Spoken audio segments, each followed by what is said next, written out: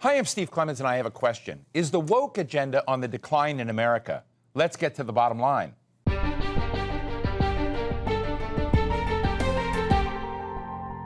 While the Democrats pat themselves on the back for doing better than they thought they would in the elections earlier this month, an interesting trend is emerging. Both conservative and liberal Americans moved to the center, and they rejected hardliners. Of course, there's some exceptions here and there. But political demands like defund the police that were once popular after the murder of George Floyd by a white policeman in Minnesota 2 years ago, well, they really weren't on the agenda at all this cycle. So what's the future of identity politics, of social justice, critical race theory, things like climate absolutism, language policing, and canceling people? Will wokism take a back seat in the Democratic Party from now on as it tries to reach for normies in the middle? Has the pendulum swung the other way, especially now that the big 2024 election is fast approaching? Today, we're talking with Ruy Teixeira, a political scientist who predicted in his book written 20 years ago, The Emerging Democratic Majority, that America's demographics were shifting toward a new progressive era. Ruy, it's great to have you on the show. Thank you so much for joining us. Look, I remember doing one of the launch events for your and John Judas's book about the coming progressive era, the shift in demographics in the United States and how this was, what came undone? And I'd love to, you've written a very provocative article called The Peak of Wokism. And I'm interested in what you see as the fundamental dynamics, not only for the Democratic Party, but also for the Republican right now. Yeah, well, going back to, our book, which came out 20 years ago, I mean, one thing we did talk about in the book was, yes, these things were changing in America. You mentioned the, demographics. There were other things as well, but it did seem like Democrats were well positioned to practice a sort of progressive centrism that could knit these emerging constituencies together into a fairly strong majority coalition that might have some durability. And that seemed to happen in 2008.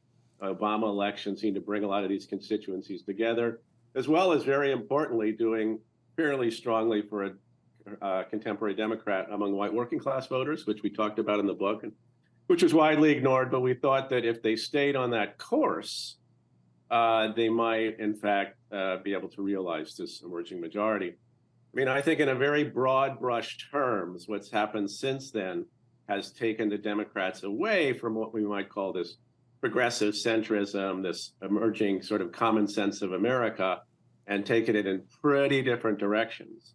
And it's a longer story that John Judas and I are going to detail in our new book, Where Have All the Democrats Gone?, about the evolution of the Democratic Party in the last 20 years, that will come out next year. But certainly one thing that happened, and you mentioned, the rise of the question of woke and peak wokism and what have you, is that the Democrats really did move pretty solidly to the left on cultural issues in a way that does put them at variance with, I think, the median voter and the common sense of America. And this really took force, I think, after Hillary Clinton lost to Trump in 2016, and Democrats cast about for some explanation, any explanation for how they managed to lose to this buffoon. And I think what they basically settled on is that the people who voted for him and moved against him in the Midwest states and moved toward him in the Midwest states were a bunch of, racist, xenophobic troglodytes who represented the declining America, and we shouldn't worry about them anyway, and they're hopeless, et cetera. And I think that set the Democrats on a bit of a course toward endorsing a lot of these more outre and hardline tenets of identity politics. And I think that obviously becomes turbocharged in the George Floyd summer, where it sort of seemed to take over all the institutions in America, and with which the Democratic Party is pretty identified. So you put all that together with, I think, the aftermath of the Great Recession, where a lot of areas of the country never really recovered from that, and in fact had been going through an economic transition for decades that made them think their communities were being left behind and were looked down upon by the elites on the coast.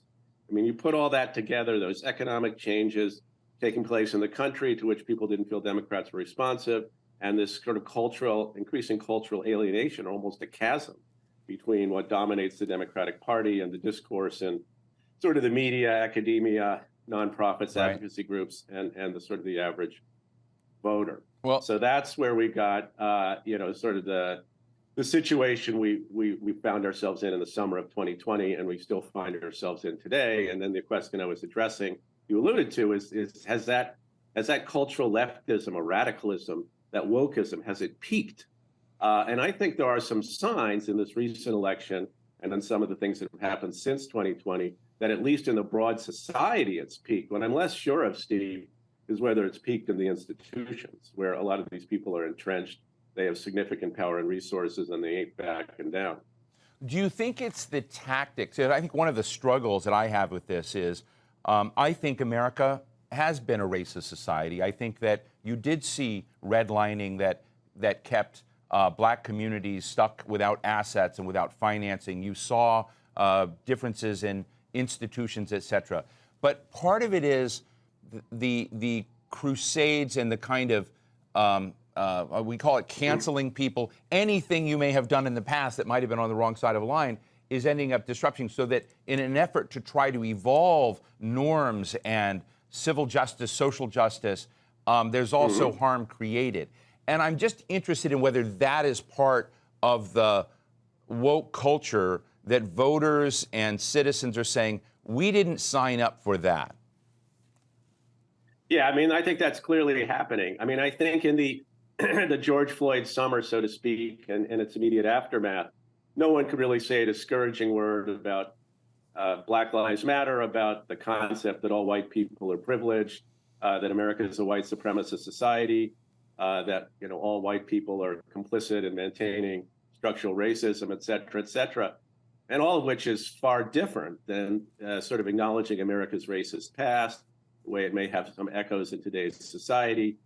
Some of the things that were done in the past were very bad, but this basically a loser politically and departs from the common sense of Americans to say, well, every one of you folks is guilty, and the only real problem in this country is structural racism, which must be eradicated, and that explains all differences in society, et cetera, et cetera. So I think that kind of approach, that kind of analysis, and sort of the cancellation sort of culture that grew up around it, where unless you acquiesced or endorsed these kinds of points of views, you were subject to being mobbed on social media and otherwise, sort of put at a disadvantage, maybe lose your job. It's a really unpleasant culture. It wasn't a discourse trying to understand the good and bad of American history or the good and bad of American society today.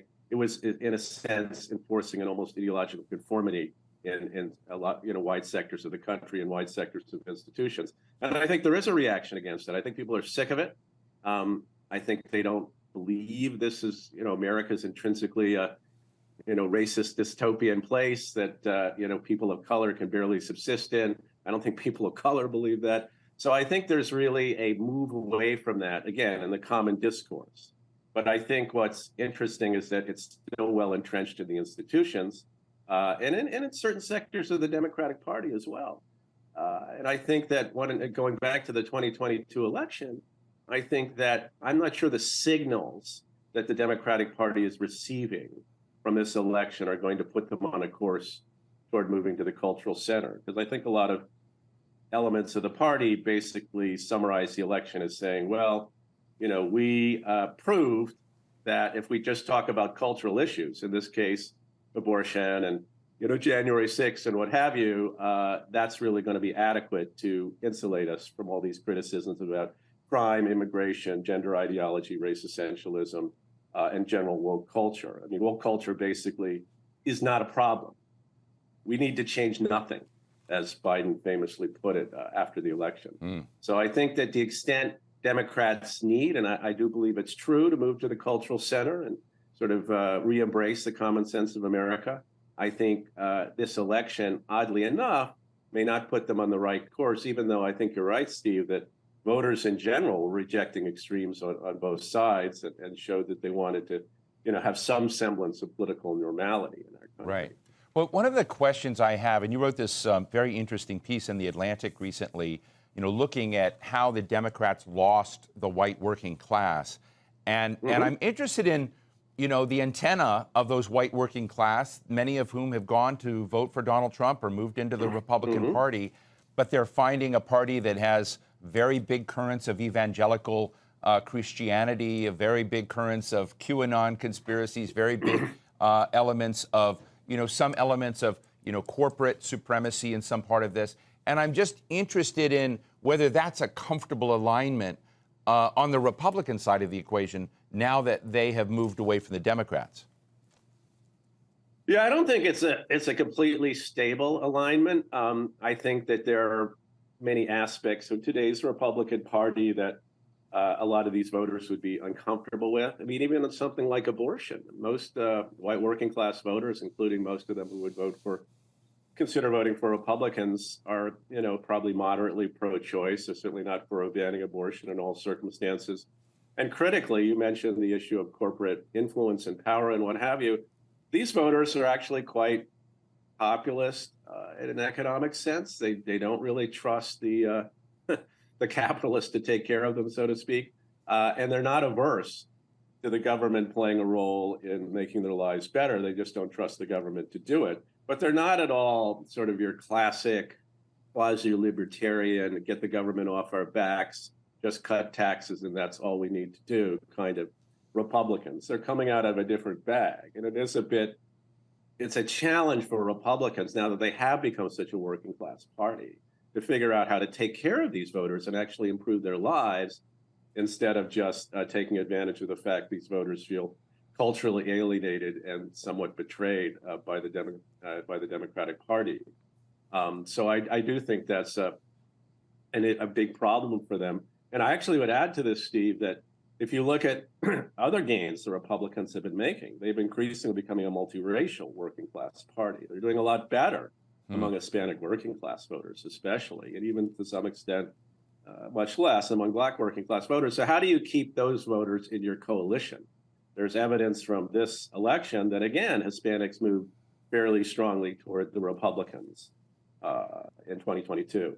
So, and these are overwhelmingly working class voters. So how do you keep those voters in the fold in a Republican Party that has all these moving parts? And these are not Hispanic voters who are certainly not enamored of the traditional economic agenda of the Republican Party.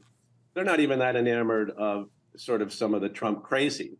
They just really don't like the Democratic Party, and they like some of what Republicans are saying and doing, but not all of it by any stretch of the imagination. What they're looking for, and this is a mistake the Democrats have made, Hispanic voters are not sort of primarily immigration voters, are primarily usefully thought of as people of color. They're patriotic, hardworking, socially moderate to conservative people, primarily concerned about upward mobility and finding their place in America, which I actually think is a pretty good country, and sort of making sure their children have a better life. So Democrats, they used to trust them much more in this, I think, than they do today. But Republicans, even though they're giving them a try, I guess one way I think about this, Steve, is they're renting these Hispanic working class voters. They haven't really succeeded in purchasing them completely. And owning them. One of the things I've been writing about and talking about over the last couple of years is that, particularly I, organize a lot of events in Washington, and we somehow, sometimes we sort of fake the issue that we're creating a bipartisan event by having a Republican and a Democrat in an event. But oftentimes the divides within the parties are much more serious than between the parties. We've been watching the battle over Build Back Better, the Inflation Reduction Act, the Joe Manchin wing of the party, versus the AOC wing, and this has been going on a long time. But it does really raise the question, and I know you watch this. I'm just interested in how these schisms internally, traditionally get processed so that you see some, not unity, but sort of a consensus as to what the fundamental principles of that party are. And I don't think the Democrats have done that yet. I'm interested in what you think. Yeah, I think neither party, I think broadly speaking, I talked about the need for the Democrats to move to the center, particularly in cultural issues. And then there's other things that could be said. I mean, you mentioned climate absolutism a while ago on your introduction, I think. And I think that's a division between the left and the center of the party, just how many chips you're going to put on that particular issue and how much of a price you're willing to pay for a clean energy transition, and what about sort of the needs and concerns of the working class. But that's sort of in a broad sense. There's a left of the party which wants to press the accelerator on a lot of this stuff. in their economic program. We saw the debate around Build Back Better you talked about, where they wanted to spend $1 gazillion on everything, which wasn't particularly popular. And of course, on cultural issues, the left of the party is adamant that it wants to change nothing at all. Nothing at all. They don't want to back down on crime. They don't want to back down on immigration. They don't want to back down on, so the way they talk about race and the sort of general rhetoric they use, they don't want to back down at all. And yet there's a reasonable case to be made that what Democrats really need to change their image, which is still pretty terrible in wide swaths of America, is a sort of Sister Souljah moment where they sort of make it clear that Democrats do not stand for some of this sort of pretty radical stuff associated with the left of the party. I mean, my recommendation of this a while ago is they need a Chesa Boudin moment. Chesa Boudin famously got thrown out as DA of San Francisco by the liberal voters of San Francisco because they thought he was totally falling down on the job in terms of crime, homelessness, and public disorder. Why, would have been a great time to say, voters of San Francisco have spoken. We Democrats were tough on crime, or tough on the causes of crime. And we don't hold with people, even in our own party, we don't put public safety first and foremost, which is a little bit what Josh Shapiro said in his run for governor of Pennsylvania, which I thought was very good. So you need those attention-grabbing, media-friendly, everyone will hear about it moments where you ostentatiously move the party to the center against the left. And I think on the part of the Republicans, the division's fairly clear. It's between the dead-end Trumpers and the emerging consensus in a lot of areas of the party that Trump is an electoral liability. We can't run in this way. We can't have those kind of politics. And we can't have that guy. I mean, if you look at the data from the 2022 election, it just couldn't be clearer that Republicans' bad night, relatively speaking, was primarily attributable to Trump-backed candidates and being associated with Trumpism in general. This was a secret sauce for the Democrats. It's been estimated that Republicans paid a 5 or 6 point penalty in competitive districts and in Senate races for having those kinds of candidates, having those kind of associations. So the debate in the party will come down to people who want to essentially move on from Trump and people who do not. And neither one of those things will be easy to resolve for either party. But I think those are the divisions that will be operative in the coming period. I'm just interested as we watch an anti-woke guy, Elon Musk, come in and, essentially, I think, dismantle Twitter. Do you think that some of these social media platforms are going to come undone as you see wokeism decline? Well, I think it'll take some of the wind out of their sails. I mean, I don't think there's any question that some of the changes we've talked about, Steve, have been enabled by the rise of social media, particularly Twitter, and the kind of nature of the conversations and the sort of, quote, interactions, unquote, that it produces, and the ability to gang up on people, essentially, and enforce norms. I think the best thing Elon Musk could do for Twitter is just take those servers and fire them into outer space in one of his rockets. I mean, I think that would be quite productive for the social discourse. So yeah, I think there's reasons to be mildly optimistic that if social media is dismantled or otherwise, the parts of it are dismantled or otherwise sort of takes less of a front seat in our political culture, things will get a little bit better. Personally, I stay off of Twitter entirely, and I detest the medium.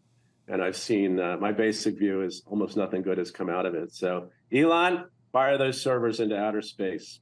It's probably going to make it to Twitter in the last gasping moments of Twitter. But let me also talk to you about a new crowd coming in. Nancy Pelosi is, of course, stepping down as Speaker of the House. A new raft of leaders has nominated itself to come in. Hakeem Jeffries at the lead from Brooklyn, New York. And I'd just be interested in what kind of counsel you would give them about restoring what you consider to be health to democratic discourse.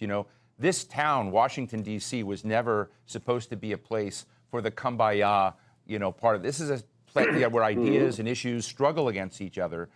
But it's become so toxic. And I'm interested in what you would advise them to do by way of undoing some of this toxicity and trying to set a tone that's healthier for their kind of leadership in the country.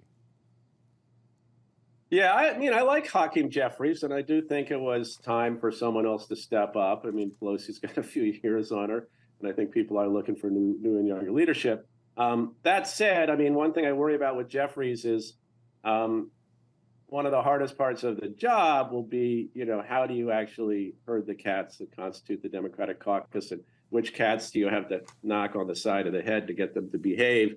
And I think the nature of the sort of ascending to the level he has is he's had to be friends with all sides of the Democratic caucus, progressive, moderate, and all the various flavors in between. And I think that may make him uninclined to do the kind of knocking of heads that might be necessary to have the most productive possible minority caucus in this coming Congress. Let me ask you finally, Ruy, about the health of Democratic discourse in Washington, the role of think tanks, the role of policy writers and journalists like myself and yourself. Are we doing a good job? And I'm just interested in whether the institutions that were supposed to be about objective distance and about, trying to think about policy choices for the country, are they in a healthy spot? No, it's not healthy at all, Steve. I mean, it's pretty corrupt, I guess you could say. I'm now at the American Enterprise Institute. I moved over from the Center for American Progress. And AEI, while it leans right, has serious scholars, and they do, sort of believe in civil discourse, and they do try to do real analysis about real stuff. And they're not really necessarily towing any party line. But I think it's, basically with some exceptions, I guess Brookings an exception, a few others, most of the so-called think tanks in Washington are basically pretty party line, pretty partisan, pretty causey, as it were. I mean, they've decided they're with one tribe or the other, and they basically tend to produce stuff that reflects the point of view of their side and sort of enlists in that army. And increasingly the internal cultures of these think tanks, and of course, especially advocacy groups, lean toward policing the views of people within the think tank and the sort of research they produce to make sure it supports and says the appropriate things.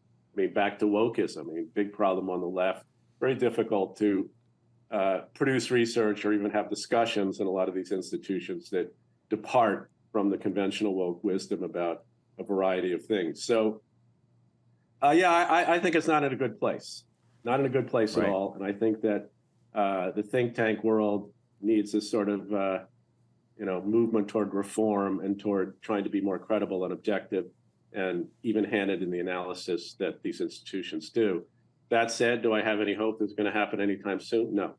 Well, I hope you'll come back another time and kick around that topic with me, because that deserves a whole show. Political scientist Ruy Teixeira, thanks so much for being with us today. This was terrific. Thank you. Yeah, thanks for having me.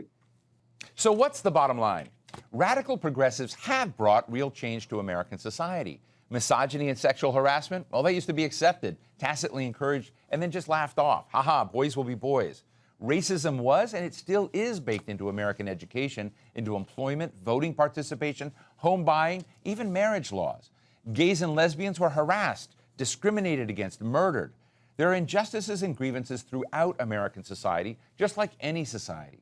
But there are always folks here willing to speak truth to power and fight for change, no matter how long, how complex, and how controversial the struggle is. The culture wars are like a pendulum. They swing left and right over time. My guest today might be right. The woke movement may have reached the point where it faces too much blowback for now. The trick for American society will be finding a way to undo historic harms in a way that ends up with a healthier society. And that's the bottom line.